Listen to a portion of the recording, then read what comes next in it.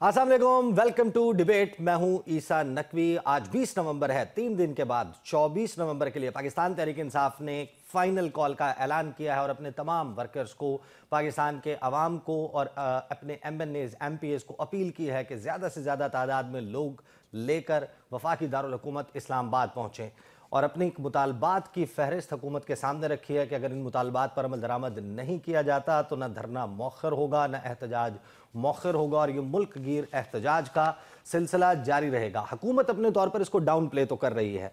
ये दावे तो किए जा रहे हैं कि 10,000, 12,000, 15,000 ज़्यादा से ज़्यादा लोग पाकिस्तान तहरीक इंसाफ के पहुँचेंगे इस्लामाबाद, लेकिन जो तैयारियाँ चल रही हैं 8 से 9,000 FC और रेंजर अहलकार उनको तलब कर लिया गया है। 30,000 से ज़ायद पुलिस की नफरी, हज़ारों कंटेनर्स, ये सिर्फ इस्लामाबाद की बात हो रही है। फिर उसके बाद जुड़वा शहर रावलपिंडी में इंतजाम चल रहे हैं। दफ़ा 144 2 महीने के लिए उसका नफाज किया जा रहा है। पूरे पंजाब में लॉकडाउन की बातें चल रही हैं।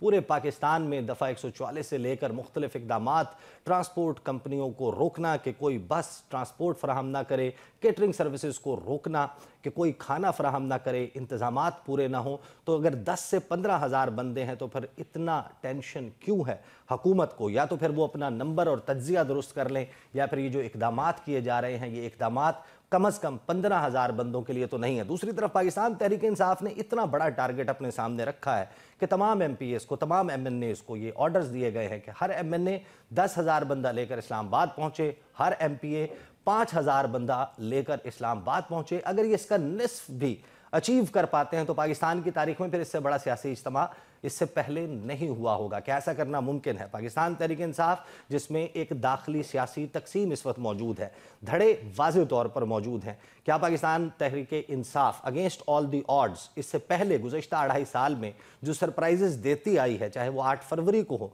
चाहे वो उससे पहले पंजाब के ज़िमनी इंतखाबात हों, दीगर मामलात, ये कहा जाता था कि पाकिस्तान में लोग रात के वक्त बाहर नहीं निकलते, वो रात के वक्त भी बाहर निकाले लोग। कहा जाता था कि गर्मी में बाहर नहीं निकलते, गर्मी में भी निकले। रमज़ान में बाहर नहीं निकलते, रमज़ान में भी निकले। और फिर हमने ये देखा कि जब 8 फरवरी को बग़ैर इंतखाबी निशान के जिस सूरत हाल में न मीडिया साथ हो, न रियासती मशीनरी साथ हो, निगरान हुकूमत का हाल आप सबको मालूम है, फिर भी लोग तो बहरहाल निकले। लेकिन आज क्या मुख्तलिफ है? 24 नवंबर मुख्तलिफ है। फिर हैरान कुन तौर पर कुछ चीज़ें हो रही हैं। तोशाखाना 2, उसमें इमरान खान साहब की ज़मानत हो जाती है। बहुत सारे लोग इसके ऊपर सवाल उठा रहे हैं कि कहीं ये मुमकिन तौर पर डील है। तो इस हवाले से फैसल चौधरी साहब ने मुलाकात के बाद इमरान खान साहब से जो गुफ्तगू की, सुनिए।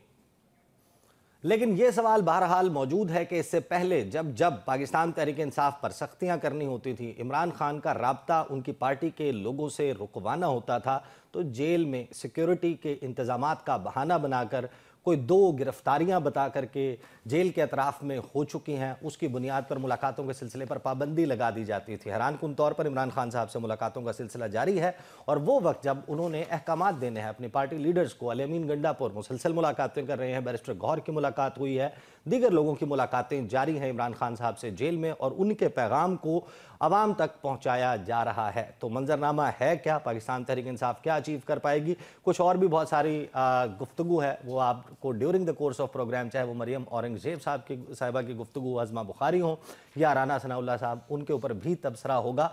और इस पूरे मंजरनामे का आज अहाता करेंगे। प्रोग्राम में मुझे स्टूडियोज़ में ज्वाइन करेंगे पाकिस्तान मुस्लिम लीग नवाज से आमना हसन शेख साहिबा, मेंबर पंजाब असम्बली हैं, आमिर मुगल साहब पाकिस्तान तहरीक इंसाफ से। और आपको मालूम है कि इस वक्त पाकिस्तान तहरीक इंसाफ के गेस्ट को स्टूडियो में बुलाना जो है वो मेरे से ये सवालात बहुत सारे मुस्लिम लीग नून के लोगों ने ये किए भी जब वो शो में आए कि आपने उनको क्यों नहीं बुलाया। तो मैंने कहा कि अगर वो आएंगे तो उनको खदशा है कि उनको गिरफ्तार कर लिया जाएगा। समीना पाशा साहिबा जो हैं सहाफ़ी तज्जिया निगार, वो भी मुझे ज्वाइन कर रही हैं। आमना शेख साहिबा, आगाज़ में तो आप मुझे ये बताइए कि आपका अपना एनालिसिस या हुकूमत की एस्टिमेशन क्या है? कितने नंबर में, कितनी तादाद में लोग आ जाएंगे और कितने से ज़्यादा आएंगे तो कोई ख़तरा है हुकूमत के लिए?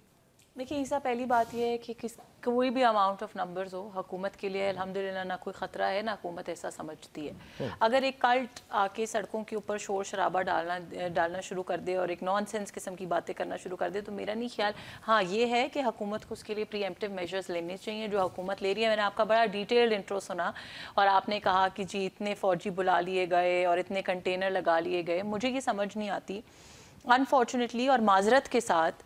आप लोग अगर कुछ खुदा ना खास्ता कुछ हो जाएगा, कोई ऐसा इंसिडेंट हो जाएगा, किसी की मौत हो जाएगी, किसी की जान चली जाएगी, किसी और मुल्की तनसीबात को नुकसान पहुंचेगा, तो उसके बाद तमाम एंकर्स, तमाम मीडिया चैनल्स पे बैठकर ये कहेंगे बहुत कन्वीनियंटली कि जी हुकूमत सो रही थी, हुकूमत को नहीं पता था कि ये होने वाला है। तो जब हुकूमत का एक थंब रूल होता है जी कि इतने लोगों पर आपको एक डॉक्टर दरकार है, इतने लोगों पर आपको एक हॉस्पिटल दरकार है, इतने लोगों को मैन करने के लिए आपको एक पुलिस का बंदा दरकार है।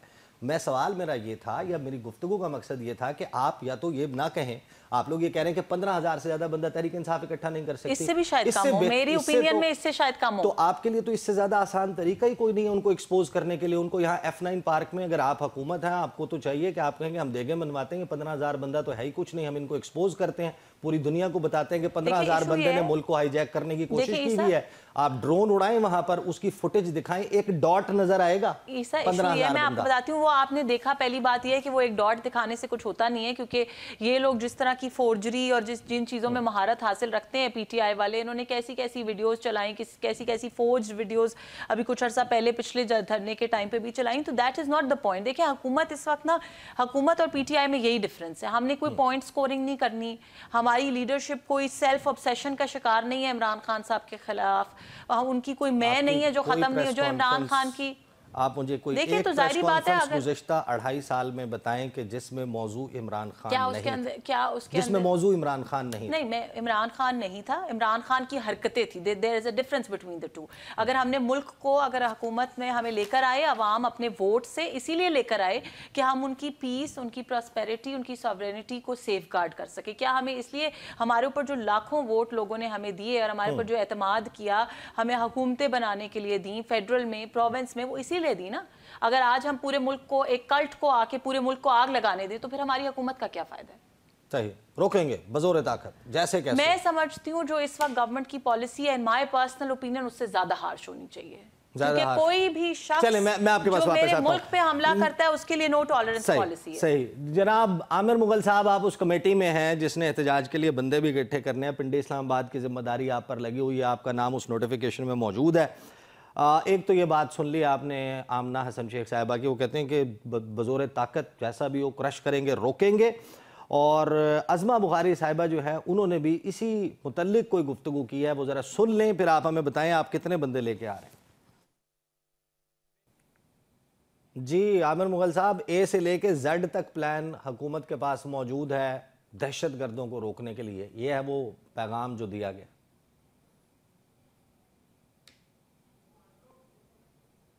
आमिर मुगल साहब, आपका माइक ऑन नहीं है, आप अपना माइक ऑन कर लीजिए।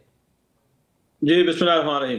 देखिए जी, अज़मा बुखारी के बयान से मुझे समझ आ रहा है कि इनकी फ्रस्ट्रेशन और इनकी परेशानी इंतहा पे पहुंची हुई है। और जो मेरी बहन है आमना, शायद इनका नाम है, इनकी भी फ्रस्ट्रेशन मुझे नज़र आ रही है। आपने बिल्कुल दुरुस्त सवाल किया इनसे कि अगर 5, 10 या 15,000 लोग आ रहे हैं, तो आप इस्लामाबाद को या पिंडी को कंटेनरिस्तान क्यों बना रहे हैं? 30 से 40,000 आप फोर्सेस क्यों लेके आ रहे हैं? अगर 5-10 हज़ार बंदा हो तो उनको तो 5,000 पुलिस भी काफ़ी होती है उनको हैंडल करने के लिए। तो देखें, असल बात यह है, इमरान खान ने इनकी हर मिथ तोड़ के दिखाई है। इससे पहले पाकिस्तान की आप 77 साल तारीख उठा के देख लें, वो ये बताती है कि जिस पे एक दफ़ा एस्टेब्लिशमेंट कांटा लगा दे, वो फिर दोबारा आ नहीं सकता। इमरान खान ने ये मिथ तोड़ के दिखाई, वो दोबारा वो आ गया। इससे पहले मिथ ये थी कि एस्टेब्लिशमेंट जिसको इक़्तिदार से निकाले, उसको दोबारा कोई इलेक्शन नहीं जितवा सकता। इमरान खान ने ये मिथ तोड़ के दिखा दी। उसने कहा कि मैं एस्टेब्लिशमेंट की मर्जी के बगैर, बल्कि भरपूर मुखालफत के बावजूद उसने इलेक्शन जीत के दिखा दिया। उसके बाद एक ये मिथ थी कि अगर किसी पार्टी के पास निशान ना हो तो वो इलेक्शन ही जीत सकती। तो इमरान खान ने ये मिथ भी तोड़ के दिखा दी। उसके बाद ये था कि किसी भी पार्टी का लीडर अगर गायब हो जाए और उसे मुल्क से मुल्क बदर कर दिया जाए या जेल में फेंक दिया जाए तो पीछे पार्टी चल नहीं सकती। तो इमरान खान ने वो भी चला के दिखाई। इसी अवाम ने इमरान खान को 4.25 करोड़ वोट दिए, 2/3 अक्सरियत दी। तो अब ये भी एक मिथ है कि कोई डील किए बगैर जेल से बाहर नहीं आ सकता एस्टेब्लिशमेंट से। तो आप देखेंगे कि एस्टेब्लिशमेंट से डील किए बगैर इमरान खान ना सिर्फ जेल से बाहर आएगा बल्कि ये मिथ भी तोड़ देगा कि एस्टेब्लिशमेंट से डील किए बगैर वो इक़्तिदार में भी आपको आके दिखाएगा। असल बात ये है ईसा नकवी साहब के इस गवर्नमेंट ने ये जो इस वक्त काबिज है इस्लामाबाद पे, इन्होंने पहनी हुई है फार्म 47 की इलास्टिक की शलवारें। तो इनको समझ नहीं आती। इनकी तो खैर अपनी को जुर्रत औकात तो है नहीं है कि ये हमें रोक सकें या हमें आने ना दें या हमें कहीं जाने ना दें। तो जो इनके असल बॉसेस हैं और इनको भी पता है, जिनको ये सुबह शाम जाके सलूट करते हैं, जिनके शूज पॉलिश करके इनको गवर्नमेंट मिली है, जिनकी डिग्गियों में बैठ के जिनको ये मिलने जाते थे, तो वो सारे लोग जो हैं लेकिन बात तो आप भी उन्हीं से करना चाहते हैं। बात तो आप भी उन्हीं से करना जी बिल्कुल, हम उनसे बात करना चाहते हैं। उसकी वजह ये है कि असल पावर उनके पास है। ये ना हो ना कि वो आपको भी इलास्टिक की एक शलवार पकड़ा दें। ये ना हो कि वो आपको भी पकड़ा दें। नहीं। ईसा भाई, इलास्टिक की शलवार वो पहनता है ना जिसके पास अपनी शलवार ना हो। तहरीक इंसाफ तो अवामी मैंडेट की जो है वो 2/3 अक्सरियत की शलवार पहनी हुई है। इसने 4 करोड़ 20-25 लाख वोट मिला है इसको। इलास्टिक की शलवार तो वो पहनता है जिसके पास कोई अवामी मैंडेट ना हो। तो ये 17 सीटों पे उछल लें या आमना जितनी उछल सकती हैं या अज़मा बुखारी या इनकी गवर्नमेंट जितनी उछल सकती है उछल लें। हकीकत इनको भी पता है, हकीकत हमें भी पता है। आपकी ज़बान की शाइस्तगी देख के अंदाजा हो रहा है कि आप किसको रिप्रेजेंट करते हैं और किस तरह की किस अवाम को रिप्रेजेंट करते हैं और क्या यहाँ पे क्या मौक़िफ़ लेकर आए हैं। वो आपकी ज़बान और जिस तरह के वर्ड्स आप इस्तेमाल कर रहे हैं वो देख के अंदाजा हो रहा है। मैंने अपनी बहन को कोई गाली नहीं दी। आप मेरी पार्टी को कल्ट कह रही हैं, शर्म आपको आनी चाहिए। अच्छा आमिर मुगल साहब, हम इस बात को थोड़ा सा टोन डाउन करके कर लें so that we can continue the discussion. Okay, देखें मेरी बहन, ये बताएं, आप कल्ट हमें कहती हैं, औरतें आप अगवा करती हैं, आप कल्ट हमें कहती हैं, बच्ची आप अगवा करती हैं। ये 12 साल शयान आपने 2 दिन पहले लाहौर में उठा लिया, आप कल्ट हमें कहती हैं। 74 साल यास्मीन राशिद को आपने जेल में रखा हुआ है, आप कल्ट हमें कहती हैं। अगर आप समझते हैं कि अगर law is taking its course, आपने किसको छोड़ा? जवाब सुनने की हिम्मत होगी तो बताइएगा प्लीज। सुने आपने हमारा कौन फयाज अचड़ का बेटा आपने अगवा किया, उसका जिस्म आप प्लासों से नोचते रहे, कल्ट आप हमें कह रही हैं। अफसोस होता है, आपको सोचना चाहिए।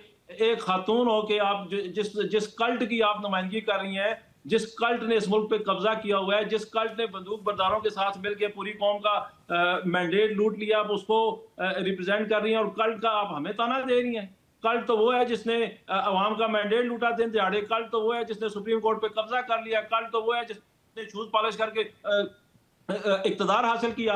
आप उसके खिलाफ आवाज उठाने वालों को कल्ट कहती हैं। नहते मुजाहिरीन पे गोलियां आप चलाते हैं, शेलिंग आप करते हैं, खंदके आप खोदते हैं, उनके रास्ते में कीले आप बिछाते हैं, उन पे झूठे पर्चे आप करते हैं, घर बार आप लुटवाते हैं। कल्ट तो नून लीग है, कल्ट तो पीपल्स पार्टी है, कल्ट तो एमक्यूएम है जिन्होंने गवर्नमेंट पे कब्जा किया। मैं इनको जवाब देना चाहूंगी। आमिर मुगल साहब, मैं समीना पाशा साहिबा पे जाना चाह रहा था। चले आप क्विकली मैं इनको सिर्फ 2-3 चीजें मैं इनको क्लैरिफाई करना चाहती हूँ। उन्होंने कहा कि जी आपने सुप्रीम कोर्ट पे हमला कर लिया।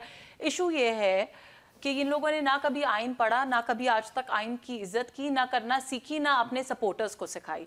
अगर आइन पार्लियामान को ये इजाज़त देता है कि पार्लियामान कॉन्स्टिट्यूशनल अमेंडमेंट कर सकता है, तो दुनिया का कोई शख्स आके क्योंकि उसको पसंद नहीं आई या उसको लगता है कि शायद मेरी फेवर में ना जाए, अगर इस तरह का कॉमेंट करता है कि जी सुप्रीम कोर्ट पर हमला हो गया और जुडिशरी पर हमला हो गया, आपके कॉमेंट से कोई फ़र्क नहीं पड़ेगा। जो किया गया वो आइन और कानून के अंदर रहकर किया गया और आइन इस चीज़ की इजाज़त देता है। उसके ऊपर आपका कमेंट या आपका क्वेश्चन या आपकी ओपिनियन मैटर नहीं करती। और जहां तक आपने खवातीन के जेल जाने की और यास्मीन राशिद साहिबा की उम्र की बात की, तो मुझे ये बता दें, या तो सियासत कर लें या अपनी उम्र और अपने जेंडर को रोलें। ऐसा दोनों चीजें नहीं हो सकती। अगर आप पाकिस्तान के ऊपर हमला करेंगे, अगर आप रियासत पाकिस्तान के ऊपर हमला करेंगे, तो आपको लॉ को फेस करना पड़ेगा। आप जिस उम्र या जिस जेंडर से ताल्लुक रखते हैं, ये इररेलेवेंट है। ठीक है Amna Sahiba, I will come back to you. Samina Pasha Sahiba, आपके ख्याल में what do you make of these meetings? अभी जो अडयाला जेल में इमरान खान साहब तक एक्सेस हो रहा है। अली अमीन गंडापुर की कल भी मुलाकात हुई थी, आज भी मुलाकात हुई, बैरिस्टर गौहर की मुलाकात हुई। इमरान खान ने कमेटी बना दी थी जिसको कहा था कि मुज़ाकरात कर ले। तो ये क्या ये वो जो 22 अगस्त का एक वाक़या है कि जब राब्ता हो गया था पाकिस्तान तहरीक इंसाफ और इस्टेब्लिशमेंट के दरमियान, व्हाट्स योर अंडरस्टैंडिंग कि इन मुलाकातों का तसलसल क्या बताता है कि क्या चल रहा है इस सारे मामले में? जी बिल्कुल, आपने राइटली पॉइंट आउट किया ईसा। जब भी पीटीआई ने किसी बड़े एहतजाज की कॉल दी है तो उसके बाद इंगेजमेंट तो हुई है, किसी ना किसी सतह पर हुई है। और इसका एक मजहर तो हमने देखा था 22 अगस्त को, जब इमरान खान साहब ने फिर जलसा मनसूख भी बल्कि मुलतवी कर दिया था। उसके बाद फिर दोबारा जब अक्टूबर का एहतजाज होना था उस वक्त उन्होंने कॉल ऑफ नहीं किया था, जिसके नतीजे में हमने देखा कि वो जो एहतजाज था जिस तरह से बाद में उसको वाइंड अप किया गया, उसका एक बड़ा पूरा सरार सा खात्मा था। उसके बाद फिर हमने अब दोबारा देखा कि जब ये कॉल आई तो ये एक्सपेक्टेड था कि अब कोई ना कोई किसी ना किसी सतह पर इंगेजमेंट होगी, तो ये उसी का एक शाखसाना है। अब सवाल ये उठता है कि ये कितनी सीरियस इंगेजमेंट है, नंबर वन। नंबर टू ये कि ये किन उमूर पर बात हो रही है, मैंडेट क्या है दोनों तरफ बात करने वालों के पास, किन निकात के ऊपर बात हो रही है। और तीसरी चीज ये कि जो पहली चीज है उसी के नतीजे में तीसरी चीज है कि इसका हासिल क्या होगा। पहली चीज जो मैंने कही कि क्या ये सीरियस एंगेजमेंट है, ये देखना होगा कि कहीं ऐसा तो नहीं कि जस्ट आप एंगेज करके कॉल ऑफ करवाना चाहें एहतजाज और बाद में जो आपसे कमिटमेंट्स की जाए वो पूरी ना हो सके। तो मेरा ख्याल है इस दफा इमरान खान साहब भी, पीटीआई भी इस बात के लिए मेंटली प्रिपेयर होगी कि कोई खाली खुली यकीन दहानियों पर वो शायद कॉल ऑफ ना करे, कुछ ना कुछ सॉलिड उनको देना पड़ेगा जिसके नतीजे में वो कोई एहतजाज को कॉल ऑफ करने पर सोच सकते हैं अगर वो इस तरफ जाते हैं तो। लेकिन अगर उससे पहले हम ये देखते हैं कि क्रैकडाउन बहुत शदीद होता है या मजीद सख्तियां होती हैं, तो फिर उससे तो सीरियसनेस का जो अंदाजा है वो हो जाएगा और उससे पता लगेगा कि शायद ये सिर्फ लॉलीपॉप है एंगेजमेंट्स का, अदरवाइज पीछे से मकसद यही है कि जो क्रैकडाउन है वो तेज रहेगा। तो इसलिए ये बड़ा जरूरी लेकिन है हुकूमत देखना का कि ये ये कॉन्फिडेंस, कोई समीना, हुकूमत का ये कॉन्फिडेंस कि जितने भी बंदे आ जाएं, आमना साहिबा ने भी यही बात रेजोनेट की कि बंदे जितने भी आ जाएं हुकूमत को कोई फर्क नहीं पड़ता, चाहे वो 5,000 आए, वो 5 लाख आए, चाहे 50 लाख आए। नहीं, इससे मैं इत्तेफाक नहीं करती। डेफिनेटली फर्क पड़ता है जब आपके सामने एक बहुत बड़ा क्राउड आ जाए, और इसकी अभी हमने रिसेंट एग्जांपल्स देखी हैं अपने आसपास भी। बांग्लादेश में देखिए आप, छोटा सा एक एहतजाज था जो सिर्फ कोटा सिस्टम के खिलाफ शुरू हुआ, लेकिन जैसे जैसे वो एक बड़े एहतजाज में बल्कि एक इनकलाब में ही बदल गया, तो फिर हमने देखा कि उनका मुतालबा कोटा सिस्टम तो कहीं दूर ही रह गया और उसके बाद फिर सब कुछ ही तलपट होकर रह गया था। तो ज्यादा लोगों के आने से फर्क तो पड़ता है, और जब ज्यादा लोग निकलते हैं तो शायद उनको रोकना भी मुमकिन नहीं होता, भले आपके पास जितनी मर्जी स्टेट पावर हो। तो और वैसे भी स्टेट पावर्स, मेरा नहीं ख्याल है कि आप कोई इस हद तक कोई भी रियासत जाए कि अपने ही लोगों के ऊपर कोई इस हद तक वहशियाना तरीके से कोई खुदा न खास्ता यूज ऑफ पावर करे। ना ऐसा होगा, ना हम ऐसा एक्सपेक्ट करते हैं, ना कभी हमने ऐसा देखा है। लेकिन अगर थोड़ी तादाद में लोग आते हैं तो डेफिनेटली ये मुतालबात तो क्या, फिर इससे शायद पीछे पीटीआई के लिए फेस सेविंग के लिए उन्हें अपने कोई मुतालबात सोचने पड़े। तो ये दोनों बातें होंगी। नंबर ऑफ क्राउड ही बेसिकली मेजर करेगा कि कौन से मुतालबात होंगे इन दी एंड जो कि मंजूर होने जा रहे होंगे, और इस हुकूमत के लिए भी कितना टाइम बाकी होगा नहीं होगा। ये सारी चीजें जो है वो आपका क्राउड का जो साइज है वही डिफाइन करेगा, वही तय करेगा। सही। ये एक तो बहुत बड़ा प्रैक्टिकली ये चैलेंज मेक और ब्रेक है, डू और डाई ना हो, लेकिन मेक और ब्रेक जरूर है पीटीआई के लिए। अगर ये एहतजाज कामयाब नहीं चैलेंज होता तो है उनके लिए डेफिनेटली। आपने बिल्कुल राइटली इसको पॉइंट आउट किया है कि एक चैलेंज उनके लिए ये है। केपी में उनकी एक पावर है, वहां उन्हें कोई रुकावट नहीं है, लेकिन पंजाब से पहले भी निकालने में वो लोग कामयाब नहीं हो सके। क्या इस दफा पंजाब मोबिलाइज करने में ये लोग कामयाब हो सकेंगे? ये एक बहुत बड़ा सवाल होगा। सही। अगरचे इस दफा इन्होंने जो एक स्ट्रैटेजी बनाई है और जिस तरह से एक अपनी अपनी ही पार्टी को काफी ज्यादा स्क्रू किया है कि तमाम लोगों को मोबिलाइज करने के लिए कहा गया है, वो सब चीजें अपनी जगह पर मौजूद हैं। लेकिन अगेन ये बहरहाल एक चार्ज, एक बहुत बड़ा एक टारगेट है पीटीआई के लिए कि वो पंजाब से कैसे लोगों को बाहर निकालती है। सही। तो मेरा ख्याल है नंबर ऑफ क्राउड तो डेफिनेटली मैटर करता है। सही। समीना, मेरे साथ रहिए। आमिर मुगल साहब, मुझे ब्रेक पे जाना है, ब्रेक से वापस आएंगे, गुफ्तगू का सिलसिला यहीं से जारी रहेगा। Welcome back after the break. गुफ्तगू का सिलसिला जारी है। मेरे साथ आमना शेख साहिबा, आमिर मुगल साहब और समीना पाशा साहिबा मौजूद हैं। सवाल ये है कि अगर पाकिस्तान तहरीक इंसाफ ने, इमरान खान साहब ने जो मुतालबात सामने रखे हैं वो मान लिए जाएं तो क्या होगा? इस पर लबकुशाई की है राना सनाउल्लाह साहब ने। सुनिए। आमना शेख साहब, इतना यकीन क्यों है आप लोगों को जेल जाने का? क्योंकि हमें उनकी हिस्ट्री पता है, उनकी विंडिक्टिव नेचर का अंदाज़ा है। जो शख्स मुल्क का प्राइम मिनिस्टर होते हुए अमेरिका में जाके खिताब करता है और बजाय अपने मुल्क का एक अच्छा पॉजिटिव इमेज देने के वो ये कहता है कि मैं जाके वापस एसी उतरवाऊंगा इनके जेलों से, मैं ऐसे करूंगा, मैं वैसे करूंगा, उससे आप क्या उम्मीद करते हैं? उतरवाए थे वैसे उन्होंने क्या कुछ नहीं। मैं आप एसी उतरवाने की बात करें, मैं तो ये कहती हूँ कि जो कुछ उन्होंने किया और जिस तरीके से किया, राना सनाउल्लाह साहब की आपने टेप चलाई है, जिस तरह से उनके ऊपर फेक ड्रग्स रखे गए और उन्होंने खुद माना है, बाद में इनके जितने एडवाइजर्स थे उस वक्त के वो आके खुद माने हैं कि हमने गलत किया था, ये झूठे मुकदमे थे जो हमने बनाए थे और हमें ऐसा नहीं करना चाहिए था। आपका मौक़िफ़ डिफरेंट था। क्या मौक़िफ़ था? आपका मौक़िफ़ ये था कि हमारी लड़ाई सिलेक्टेड से नहीं है, सिलेक्टर से है। बिल्कुल है, तो सिलेक्टर का तो ट्रायल शुरू हो गया ना। आप ये कहते थे कि हमारे ऊपर जुल्म जो है वो करने हम आज वाला, भी कहते हैं, हमारे ऊपर जुल्म करने वाला इमरान खान नहीं, इमरान खान को लाने वाले, हमारी लड़ाई उनके साथ। हम आज भी ये कहते हैं और अनफॉर्चुनेटली और fortunately for us, Imran Khan साहब अगर आज रो रहे हैं तो वो ज्यादा इसलिए रो रहे हैं कि उनको जो वो जहां से वो फैज़याब होते थे अब वो खुद भी ट्रायल भुगत रहे हैं, तो इसीलिए उनकी प्रॉब्लम नहीं। हम बिल्कुल वहां से, हमदारा तो जनरल फैज के बारे में जो स्टांस था वो आज तक वही है और जो रहा, जो ट्रायल हो रहा है। और मैं आपको एक और चीज बता दूं, आसिफ साहब ने बताया कि उनके साथ मुलाकात हुई थी, तो मुलाकात का क्या मतलब है? मुलाकात का ये मतलब है कि हम उनके साथ बेस्ट फ्रेंड्स बन गए। वो आपको गवर्नमेंट ऑफर कर रहे थे, पंजाब पहले स्टेप पर ले लें, मरकज दूसरे स्टेप पर ले लें, तो आप ये तो आपकी चॉइस थी ना। आप ये कह रहे हैं कि जुल्म के पहाड़ तोड़े जा रहे थे, ये कौन सा जुल्म है कि जिसमें आपको हुकूमतें ऑफर हो? आपको पता है कि आपने मेरा पॉइंट खुद प्रूव कर दिया है कि हम किसी ऐसे शख्स के साथ हाथ मिलाने को ना उस वक्त तैयार थे ना आज तैयार हैं जो मुल्क का दुश्मन हो, जो ऐसे प्लान्स एग्जीक्यूट करता हो जो मुल्क की फेवर में नहीं जाएंगे। तो भले वो इमरान खान हो, भले वो जनरल फैज हो, जो जुल्म और बर्बरियत इस मुल्क के साथ की गई हमें आज भी उसका वैसे लिस्ट आप लोगों ने छोटी नहीं कर दी। और हम अपनी पॉलिटिक्स को कुर्बान करके पाकिस्तान की खातिर ये सारी कुर्बानियां देने को तैयार है। अपना सियासी कैपिटल हमने लूज किया है just for the betterment of the country. List आपने छोटी नहीं कर दी। पहले जो इस मुल्क के मुजरिम थे, अगर मैं सिर्फ 16-17 सितंबर 2023 की तकरीर से अगर कोट कर सकूं मियां मोहम्मद नवाज शरीफ को, तो उसमें जनरल बाजवा, जनरल फैज, उसके बाद 3-4 चीफ जस्टिस साबिक चीफ जस्टिस साहिबान और कुछ हाजिर सर्विस जजेस के नाम लिए थे।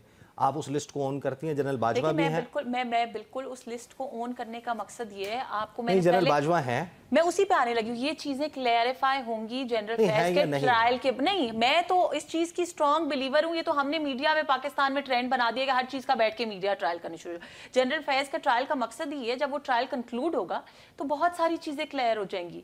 कौन कौन मुलव्विस था, कौन मुलव्विस नहीं था, किस हद तक किसकी इन्वॉल्वमेंट थी, ये चीजें क्लैरिफाई उसके बाद होंगी ना। मैं और आप यहाँ बैठ के तो इस चीज का तयन नहीं कर सकते कि कौन कौन मुलव्विस था और कौन कौन नहीं था। अगर हम करेंगे तो फिर हमारा नाम भी इमरान खान रख देना चाहिए। साइफर लहरा के कहते थे अमरीकी साजिश हो गई। मैं आता हूं आपके पास। अब उसी अमेरिका के पांव पकड़ने जाके बैठ गए हैं कि अब्बा जी हमें बचा लो, अब्बा जी हमें मुल्क बाहर निकाल लो।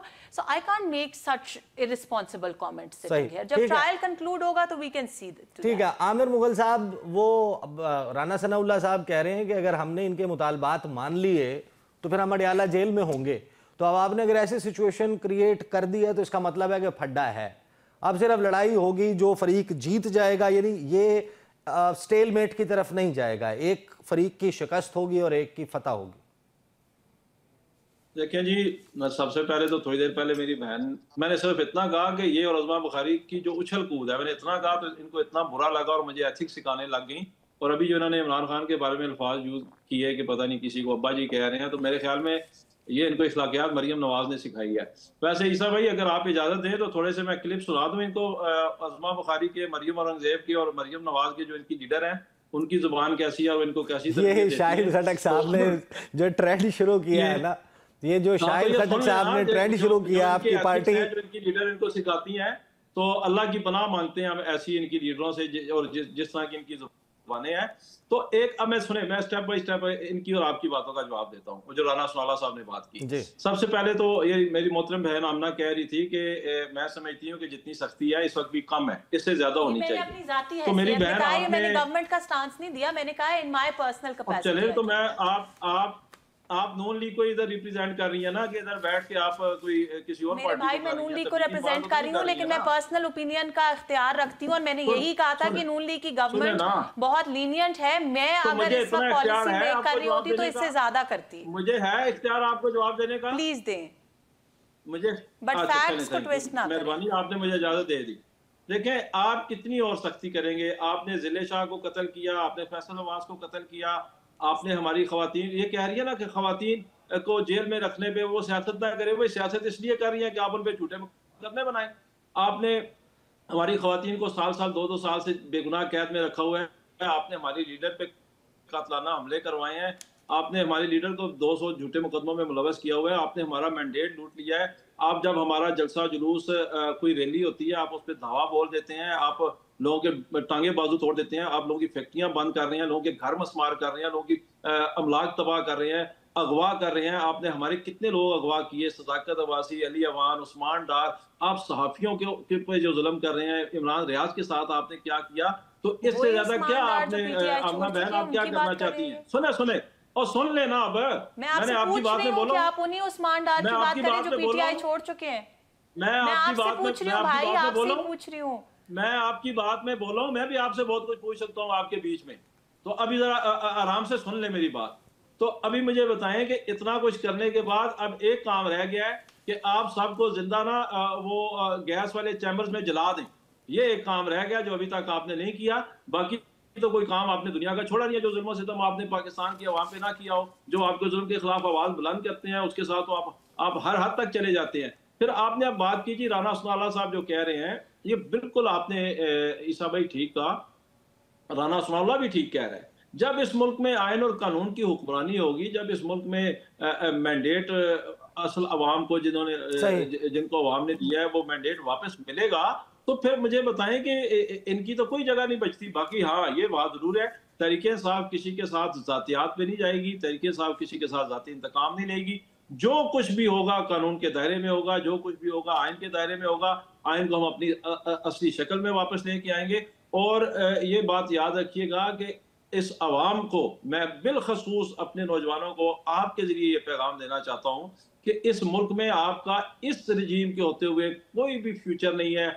यहाँ अगर फ्यूचर है तो भुट्टो के बाद बेनजीर का है, और उसके बाद बिलावल का है, और बिलावल का तो पता नहीं आगे क्या होगा या नहीं होगा, लेकिन वो जो उनकी बहन है आसफा, उनके बच्चों का मुस्तकबिल है। और उसके बाद नवाज शरीफ का है या मरियम का है या जुनैद का है। सुने सुने मुगल साहब, आपके लिए इस रजीम की तरफ से पाकिस्तान की यूथ के लिए भट्टों पे मजदूरी है, क्लर्क की जॉब है, या डंकियां लगा के आप आधे जो है वो रास्ते में फोत हो जाएं और आधे जो है वो किसी और मुल्क में भाग जाएं। तो अगर आपने इस मुल्क में तब्दीली लेके आनी है तो 24 अक्टूबर को मैं पाकिस्तान के नौजवानों को दावत देता हूँ, आपको निकलना पड़ेगा। आमिर मुगल साहब, मैं आपके पास वापस आता हूँ। समीना पाशा साहिबा, का कानून राय जाए पाकिस्तान में, इसके खिलाफ आपको निकलना पड़ेगा। इमरान खान जो आपकी खातिर जेल में पड़ा, 1.5 साल से मार खा रहा है, अपने कारकुन शहीद करवा चुका, हजारों कारकुन उसके जेलों में पाबंद सलासन है। मुगल साहब, मैं आता हूँ आपके पास वापस। 24 अक्टूबर को निकले, इंशाल्लाह इस मुल्क में तब्दीली आएगी। मुगल साहब, मैं आपके पास वापस आ। समीना पाशा साहिबा, कोई बड़ा सवाल नहीं है, हुकूमत लीनियंट है, ये कमेंट है आमना शेख साहिबा का। डू यू एग्री कि हुकूमत लीनियंसी दिखा रही है? नहीं, मेरे ख्याल से ये तो बिल्कुल इससे इत्तेफाक नहीं किया जा सकता। एक चीज थोड़ी सी करेक्शन करवा दूं, आमिर मुगल साहब फरते जज्बात में 24 अक्टूबर बोल गए हैं, तो इनका जो एहतजाज की कॉल है वो 24 नवंबर की है। और जो बात आमना शेख साहिबा कह रही थी ट्रैक रिकॉर्ड के हवाले से, तो अगर इस तरह से बात है तो फिर पीटीआई को तो खैर अभी एक ही मौका मिला है। अब दोबारा कभी मौका मिलेगा तो देखेंगे कि उन्होंने अपनी गलतियों से सबक सीखा या नहीं सीखा, या जो उनको रगड़ा लगा है उसने उन्हें कितना ज्यादा सीरियस किया या कितना सिखाया है। लेकिन अगर पीएमएलएन की बात की जाए तो हमने तो हर दौर में देखा, जब पीटीआई नहीं भी थी, जब पीपल्स पार्टी और पीएमएलएन आपस में बरसरे पैकार थी, तो तब भी जब ये एक दूसरे के खिलाफ आते थे हुकूमतों में, तो एक दूसरे के खिलाफ केसेस भी बनाते थे, एक दूसरे को जेलों में डालते थे। सदर जरदारी को इन्होंने ही 11 साल जेल में डाले रखा था, उस वक्त तो पीटीआई नहीं थी। और उसके अलावा भी जो कुछ एक दूसरे की हुकूमतें गिराने के लिए करते रहे वो भी देखा। फिर मिसाक़े जमहूरियत किया तो सबने समझा कि शायद अब ये लोग सीख चुके हैं, अब ये दोनों मैच्योर जमातें हो चुकी हैं, इतनी दफा इन्होंने अब धक्के खा लिए हैं, इतने रगड़े खा लिए हैं कि अब ये सीख चुकी है। लेकिन फिर हमने क्या देखा कि इसके बावजूद भी ये लोग एक दूसरे के खिलाफ उसी तरह काम करते रहे। जब तीसरी जमात बीच में शामिल हुई तो ये लोग इकट्ठे हो गए, फिर उसके खिलाफ भी मिलकर इन लोगों ने हुकूमत भी गिराई और एस्टेब्लिशमेंट के साथ मिलकर गिराई। और अभी ये बात कर रही थी कि जी हमने हुकूमत नहीं ली, वो तो इनके जो अपने वजीर दिफा हैं ख्वाजा आसिफ साहब ऑन रिकॉर्ड कई प्रोग्राम्स में कह चुके हैं कि जनरल बाजवा ने हमें कहा कि आप पहले पंजाब हुकूमत ले लें, फिर कोरोना आ गया इसलिए पंजाब हुकूमत नहीं ली और उस वक्त जो रजीम चेंज था वो थोड़ा सा डिले हो गया। और उसके बाद वो रिकॉर्ड पे बता चुके हैं कि उनकी मदद से ही मियां साहब को जेल से निकालकर लंदन भेजा गया था। तो ये जो सारी इनकी व्हीलिंग डीलिंग हुई है वो तो खुद इनके अपने लोग मान रहे हैं। और फिर ये कहते हैं आके कि जी हमने सीख लिया जमहूरियत से, तो फिर आपने क्या सीखा? और अभी भी ये बात कह रहे हैं कि इन्हें इस बात का खदशा है कि इनके साथ दोबारा जेलों में इन्हें जाना पड़ेगा या मुकदमात बनेंगे, इसलिए क्योंकि पीटीआई का ट्रैक रिकॉर्ड है। पीटीआई ने वाकईतन अपने दौर में कई गलतियां की हैं और कई ऐसे शायद बिल्कुल केसेस हैं जिनके ऊपर कहा जा सकता है कि वो नहीं होने चाहिए थे। लेकिन अब ये दोबारा आएंगे तो पता चलेगा कि ये अपनी गलतियां रिपीट करेंगे या फिर ये अपनी गलतियों से सीखेंगे। लेकिन जहां तक पीएमएलएन की बात है तो इन्होंने दोबारा आएंगे, ये अब दोबारा भी अगर आए हैं तो इन्होंने आके फिर बदतरीन विक्टिमाइजेशन की है। इमरान खान के दौर में इन्होंने इतने लॉन्ग मार्चेस किए, महंगाई मुकाओ मार्च किए, कंटेनर्स लेकर निकले हुए थे, कोरोना के दिनों में भी इन लोगों ने जलसे जुलूस किए। लेकिन हमने देखा कि इमरान खान साहब की तरफ से कोई इनको उस तरह से हुकूमत की तरफ से रुकावट नहीं थी। और इवन मौलाना फजल रहमान साहब धरना दे के बैठ गए तो उस वक्त भी उनको उस धरने को भी इवन फैसिलिटेट किया गया था। किसी के ऊपर इस तरह का बदतरीन क्रैकडाउन नहीं था, ना कोई इस तरह की हम फसाइयत देख रहे थे कि कारकुनों के घरों पर यूं छापे मारे जा रहे हो। ठीक है, पॉलिटिकल लीडरशिप के ऊपर केसेस बने थे, अब उनमें से भी उनका तो खैर ये मानना है कि वो केसेस इन्होंने नहीं बनाए थे, लेकिन चलिए वो भी हम मान लेते हैं कि इन्होंने बनाए थे। सही, ठीक है, मैं आपको ठीक है। लेकिन कहने का मकसद ये कि ये विक्टिमाइजेशन की जो हमें एक हिस्ट्री नजर आती है वो तो इधर ही नजर आती है। पीटीआई क्या वाकई इससे सीखी है या नहीं, ये तो हमें अब जब दोबारा कभी उन्हें हुकूमत मिलेगी पीटीआई को, हाँ, पीटीआई को तो देखना होगा। ये आमना साहिबा, इधर तो हमें कोई ऐसी सूरत हाल नजर नहीं आती कि इन जमातों ने सीखी।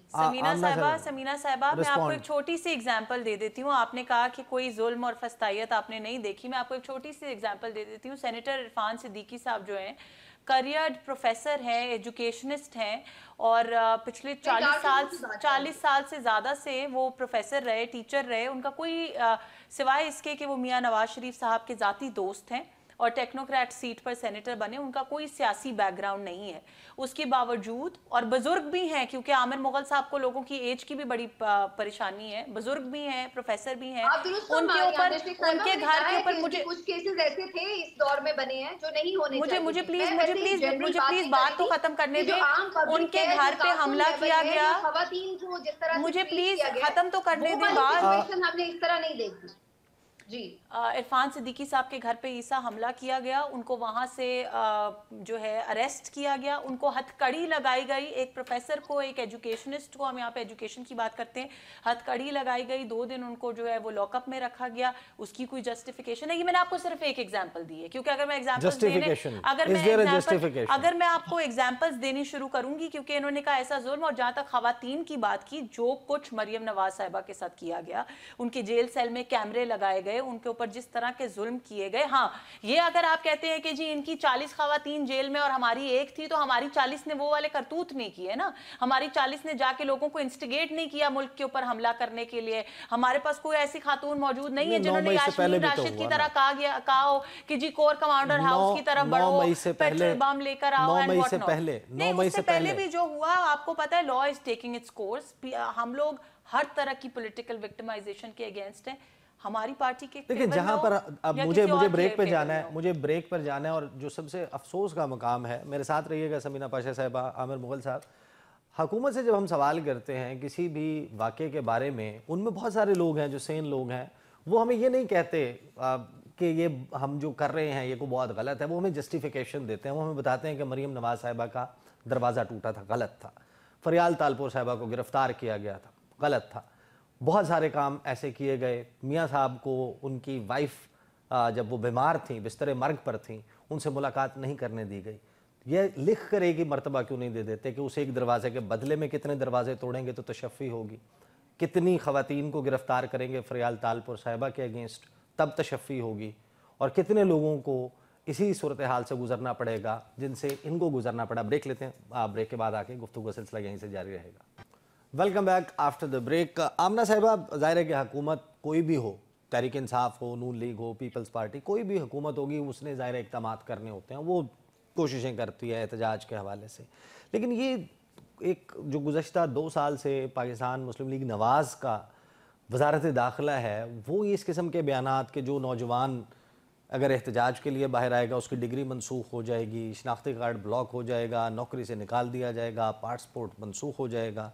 तो आप आइन तब्दील जब कर रहे थे 26वीं आइनी तरमीम, उसमें लोगों से एहतजाज का हक वैसे ही ख़त्म कर देते तो फिर ये हो जाता by design. Honestly Isa, to be very honest, मैंने इस तरह की स्टेटमेंट कोई सुनी नहीं है। आप कह रहे हैं तो आई होगी, मैं आपको यही कह रही हूँ, आप कह रहे हैं तो आई होगी। आई एम नॉट, ये पीटीवी के ऑफिशियल ट्विटर हैंडल से शेयर हुई है। नहीं, अगर आप कह रहे हैं तो आई होगी, मैंने नहीं देखी, लेकिन मैं उसके ऊपर अपना कमेंट आपको फिर भी देती हूँ। देखिए, बात ये है कि हम बिल्कुल किसी से उसके एहतजाज का हक नहीं छीनना चाहते। हम चाहते हैं कि लोग पीसफुल प्रोटेस्ट करें। हम चाहते हैं कि लोग अपना, अगर कोई उनका डिफरेंस ऑफ ओपिनियन है, उसको वॉइस कर सकें, अपने कंसर्न्स को वॉइस कर सकें। अनफॉर्चुनेटली, और मैं बड़े दुखे हुए दिल से ये बात करती हूँ जब भी करती हूँ, कि हमारी यूथ को जिस तरीके से इमरान खान साहब और इनकी पार्टी ने वरगलाया, जिस तरह की लैंग्वेज को हमने एक नॉर्म बना दिया है, अब जैसे इन्होंने कहा, जिस तरह की सोशल मीडिया ट्रोलिंग को हमने नॉर्म बना दिया। मैं और किसी की बात नहीं करती हूँ, मैं अपनी बात करती हूँ। अगर मैं आज के शो की कोई क्लिप सोशल मीडिया पे कहीं पे डालूंगी तो जिस तरह पीटीआई के ट्रोल्स उसके ऊपर जो है कमेंट्स करेंगे, ये चीजें किसी महजब, ये चीजें मुझे पहले से पता है, क्योंकि ये रूटीन है ना, ये कोई मैं पहली दफा तो शो पे नहीं बैठ रही हूँ, ये तो एक डेली रूटीन है। सो महजब माशरे इस तरह से नहीं फंक्शन करते। ये अनफॉर्चुनेट चीजें हैं और मैं समझती हूँ कि बहुत जरूरत है हमारे यूथ को गाइडेंस की, ठीक है। उसके अंदर मैं बिल्कुल ए पॉलिटिकल होके इस वक्त कमेंट कर रही हूँ। अच्छा, वैसे ट्रोलिंग दोनों तरफ से होती है, दोनों तरफ से होती है। एक बात जरूर आप जरूर वेरीफाई कीजिएगा कि जो नून लीग की तरफ से ट्रोलिंग हो रही होती है और बड़ी गलीज और घटिया ज़बान में, बाजारी ज़बान में, गालम गलोच के साथ, उनको मरीम नवाज साहिबा खुद फॉलो भी कर रही होती है। देखिए ईसा, मैं समझती हूँ, मैं उसी पे आ रही हूँ। मैं ये समझती हूँ कि अगर किसी भी किस्म से कोई गंदी जबान का इस्तेमाल किया जाए किसी भी पार्टी की तरफ से, तो वो नहीं होना चाहिए। लेकिन हमें उसका बैकग्राउंड इसलिए देखना पड़ेगा कि इमरान खान साहब के सिखाए हुए, मैं आपको एक छोटी सी एग्जांपल दे देती हूँ। मुझे अभी तक याद है कि एक दिन फवाद चौधरी साहब उठे और असेंबली में उन्होंने तकरीर की। इत्तेफाक से मैं उसी दिन वहाँ स्पीकर बॉक्स में बिल्कुल उनके सामने बैठी थी। उन्होंने तकरीर की और जैसे वो जोश और वलवले के अंदर ऑपोजिशन को उन्होंने गालम गलोच की, बुरा भला का सब कुछ किया, तो इमरान खान साहब ने उनकी कमर थपथपा के उनको शाबाशी दी। इशू ये है कि हाँ, अगर कोई वर्कर किसी के कोई इस तरह की कमेंट करता है, वो बिल्कुल गलत है, उसको बिल्कुल कंडेम करना चाहिए। मैं तो आपको यही कह रही हूँ कि हमें सोशल फैब्रिक को बेहतर करने की जरूरत है। क्या आपने नवाज शरीफ साहब की तरफ से करने के लिए आप सवाल जो ओरिजिनल था वही सवाल है, साहब की तरफ से ऐसी लैंग्वेज वही सवाल है, क्या वही सवाल है कि जब आप नौजवानों को यानी जो उस तरीके से सोचे जैसे सरकार चाहती है, नहीं, बिल्कुल उस तरीके से ना सोचे। नौजवान के ऊपर आपने पहरा लगा दिया। They should know how जो अपने राइट्स के लिए बाहर निकलेगा, हम उनकी डिग्री मनसूख कर देंगे, किसी इदारे में, तालीमी इदारे में एडमिशन नहीं मिलेगा, आप कहें कि ऐसा नहीं होगा, आप पॉलिसी स्टेटमेंट। मैंने वो देखा नहीं है, ऐसा नहीं होना चाहिए, मैंने आपको ये कहा। लेकिन वक्त की जरूरत है कि नौजवानों को हमें बेहतर, we have to teach them how to agree to disagree. ठीक है, आमिर मुगल साहब, नंबर आपने अभी तक नहीं बताया, क्या तैयारी चल रही है, आपकी एस्टिमेशन क्या है, कितनी बड़ी तादाद में आप लोग ला सकेंगे इस्लामाबाद में लोग? जी, मैं थोड़ा सा अगर इजाजत दें तो, इन्होंने कहा कि नवाज शरीफ ने कभी ऐसी लैंग्वेज यूज नहीं की। आप सिर्फ नवाज शरीफ की जो अभी लंदन से पाकिस्तान आए थे, लाहौर मीनार पाकिस्तान वाली तकरीर सुन लें, तहरीक इंसाफ की ख्वातीन के बारे में क्या बकवासियात की है नवाज शरीफ ने, वो निकाल के क्लिप दिखा दे मोहतरमा को। तो मोहतरमा ऐसे ना करें, आपके लीडर नहीं सुने, इस भाई दिखा दे क्या कह रहे थे वो पीटीआई की ख्वातीन के बारे में। तो ऐसे ना करें। बेनजीर की गंदी जाली नंगी तस्वीरें कौन फेंकवाता रहा है? बेनजीर को जब पीले कपड़े पहन के असेंबली में आती थी उस पर कौन टोंट करवाता था? ऐसे ना करें। आप अपने लीडर का जरा देखो, फिर आपकी करने वाले भी बन गए हमारे यहाँ पॉलिटिक्स, वो करने वाले single member party from Rawalpindi was eventually your इत्तेहादी। मरियम नवाज इस्तेमाल करती है, तो ऐसे ना करें। इमरान खान तो नौजवानों को ये कहता है कि आप सीरत रसूल पढ़ें, कुरान पाक पढ़ें, आप दुनिया में अगर किसी को फॉलो करना है तो नबी पाक सल्लल्लाहु अलैहि वसल्लम को फॉलो करें। वो तो ये नौजवानों को तालीम देता है। वो तो नौजवानों को कहता है कि आप मदीना की रियासत बनाएं, आप इस्लाम के मुताबिक चलें, आप कानून और आइन के मुताबिक चलें। आपको हाँ, अगर कोई किसी को गाली देता है, वो बेशक, मैं कहता हूं कि अगर कोई मरियम नवाज को भी गाली देता है, मैं उसकी मजम्मत करता हूं। अगर कोई किसी भी खातून को या मर्द को गाली देता है, मैं उसकी कभी हमायत नहीं करता। और जो भी कोई अकाउंट जो गाली देता है, हम उससे बिल्कुल डिस्टेंस करते हैं। लेकिन ईसा भाई, आपकी बात का उन्होंने बिल्कुल जवाब नहीं दिया। एक अकाउंट होता है ट्विटर का जिसका 150 भी फॉलोअर नहीं होता, और वो गंदी गलीज नंगी गालियां देता है तरीके इंसाफ और इमरान खान को, और उस अकाउंट को मरियम नवाज अपने ऑफिशियल ट्विटर हैंडल से फॉलो कर रही होती है। तो ये क्या मैसेज देती है मरियम नवाज कि हर गंदे, घटिया और गलीज अकाउंट के पीछे मरियम नवाज है और मरियम नवाज की सोच है। अब आए, आपने जो कहा है कि तहरीक इंसाफ की तैयारी क्या है जी। तहरीक इंसाफ कराची से खैबर तक लाखों की तादाद में हम आ रहे हैं। हमारे मुतालबात सिंपल हैं: आइन और कानून की हुक्मरानी, आज़ाद अदलिया की हिफाजत, 26वीं तरमीम का खात्मा और बेगुनाह कैदियों की रिहाई, और हमारे मैंडेट का जो लूटा गया दिन दिहाड़े 8 फरवरी को बंदूक की नोक पे उसकी वापसी। हम इससे वापस नहीं इंशाल्लाह हटेंगे जब तक हमारे मुतालबात नहीं मान लिए जाते। और एहतजाज हमें मौखर भी नहीं इन्होंने होगा, मनसूख भी नहीं होगा, मौखर भी नहीं अगर होगा। मुतालबात नहीं और माने जो जाते। इन्होंने तशद्दुद करना है कर लें, जो इन्होंने जुल्म करना है कर लें। हम लाखों की तादाद में आएंगे, कराची से खैबर तक आएंगे। और मैं पिंडी और इस्लामाबाद की आवाम की तरफ से ये ऐलान करना चाहता हूँ, तुम जितने मर्जी कंटेनर लगा लो, तुम जितनी मर्जी जुल्म कर लो, तुमसे तो सिर्फ पिंडी और इस्लामाबाद की आवाम नहीं संभाली ये बात जाएगी। दुरुस्त आप है कि छोड़ दें बाकी पूरे ऑलरेडी पाकिस्तान। यहाँ पर कुछ लोग आ चुके हैं खैबर पख्तूनख्वा से और जी पंजाब हाँ, से। देखें बहुत सारे लोग आ चुके हैं। और आपने ईसा साहब देखा होगा कि 4 अक्टूबर को भी तहरीक इंसाफ इस्लामाबाद पिंडी के कारकुनान और आवाम पहुंच चुकी थी डी चौक। हमारा केपी वाला अली अमीन तो 5 अक्टूबर को आए थे। तो तहरीक इंसाफ पिंडी इस्लामाबाद के कारकुनान और आवाम ही ठीक है आमिर मुगल साहब, मैं आता हूं आपके पास। सबीना पाशा साहिबा, मैं आपको एक छोटा सा क्लिप सुनवाने लगा हूं मरियम औरंगजेब साहिबा का। वो बता रही हैं कि नंद और भावज की लड़ाई चल रही है पाकिस्तान तहरीक इंसाफ में। उस पर मुझे चाहिए आपका कमेंट, आपकी इतला क्या है इस हवाले से। और दूसरा, ये जो हुकूमत का स्टूडेंट्स को कहना शनाख्ती कार्ड ब्लॉक कर देंगे, पासपोर्ट ब्लॉक कर देंगे, तो नौकरी नहीं मिलेगी, किसी इदारे में दाखिला नहीं मिलेगा, इस पर भी आपका कमेंट चाहिए। सुनवाएं जी मरियम औरंगजेब साहिबा क्या कह रही है। जी सबीना पाशा साहिबा। देखिए, जो ये मरियम औरंगजेब साहिबा की गुफ्तगू थी, ये तो बस ऐसे ही, इतनी मुझे तो कोई संजीदा बात नहीं लगती। इस पे क्या कमेंट किया जा सकता है। बड़ी पार्टीज हैं, बड़ी पार्टीज में डिफरेंसेस भी होते हैं। इनकी पार्टी के बारे में भी लोगों का ख्याल है कि चचा भतीजी की नहीं बनती।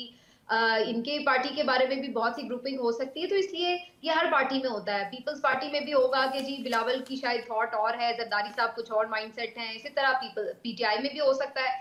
लेकिन जहां तक ये कहना कि ये चीजें कोई इतनी इस लेवल की हैं कि कोई पार्टी डिवाइड हो गई है या कोई जी इस वजह से ये सारा एहतजाज हो रहा है, ये तो बिल्कुल गैर संजीदा बात है।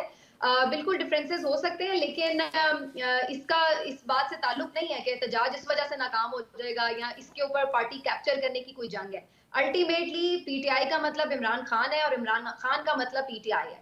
बाकी कुछ कैरेक्टर्स किसी वक्त में कोई आकर हमें ज्यादा हाइप लेता हुआ या कोई किरदार अदा करता हुआ नजर आता है। लेकिन जाहिर सी बात है, इस वक्त ये पार्टी एक मुश्किल टाइम से गुजर रही है और लीडर उनका मेन जो है वो जेल में है, जिसकी कम्युनिकेशन आउटसाइड द वर्ल्ड बिल्कुल बंद हुई है। तो इस सिलसिले में बहुत सारी ये चीजें हैं जो बात पे निकल आती हैं और जिस पे डिस्कशन होती है। लेकिन ये कोई ऐसी बात नहीं है कि कोई हाईजैक कर ले, और कोई, मेरा ख्याल है इस कदर भी इम्पोर्टेंट बात नहीं है कि नंद भावज की लड़ाई के ऊपर जो है वो टीवी में बैठ के स्टूडेंट्स, मेरा भी ख्याल है।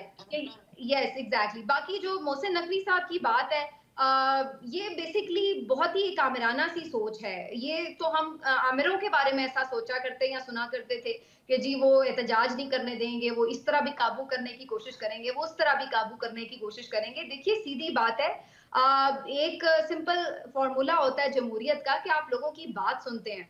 कल मैंने किसी को, शायद बैरिस्टर साद रसूल साहब थे, बात कर रहे थे, वो बड़ी जेन्युइन बात थी उनकी कि चाहे 4 लोग भी अगर सड़क पर खड़े हैं और वो आपसे कुछ कह रहे हैं तो गवर्नमेंट का काम है उसको सुनना, ना कि आपका ये काम है कि आप डंडे लेकर उनको मारें, ना आपका ये काम है कि आप उनको डराएं कि हम तुम्हारे पासपोर्ट मंसूख कर देंगे या तुम्हारा शनाख्ती कार्ड ब्लॉक कर देंगे या तुम्हारा कहीं एंट्री बंद कर देंगे तालीमी इदारों में। तो ये जो इस तरह की हरकतें हैं, ये तो कहीं आमरीयत के दौरों में होती हैं। तो या तो फिर आप मान लें कि आपने कोई आमरीयत का दौर मुसल्लत किया हुआ है, आपकी बहरहाल एक जैसी तैसी भी सही जमहूरियत थोड़ी बहुत है, चल रही है, एक हाइब्रिड ही सही। सही, जो कि अब इनके लोग मुंह से मान रहे होते हैं।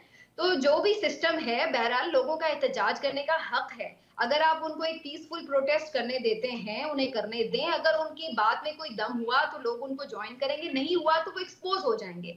लेकिन सही। इस तरह से जिस तरह ये लोग उनको रोकने की कोशिश करते हैं, उससे ऑटोमेटिकली पूरा मफलूज कर देते हैं मुल्क खुद ही। दूसरा, अभी मेरा नहीं ख्याल है कि वो आके उतना उन्हें मेहनत करनी पड़ती है, खुद ही कंटेनर लगा के सब कुछ बंद कर देते हैं, खुद ही इस तरह का माहौल खौफ का बना देते हैं कि जैसे चोक कर देते हैं पाकिस्तान को, और एहतजाज लोगों की मूवमेंट एहतजाज जो है वो हो जाता है। बहुत शुक्रिया समीना पाशा साहबा, वक्त खत्म हो गया है। आमना शेख साहबा और आमिर मुगल साहब, आप सबका बहुत बहुत शुक्रिया। अब तक के लिए इतना ही, इजाज़त दीजिए, अल्लाह हाफिज़।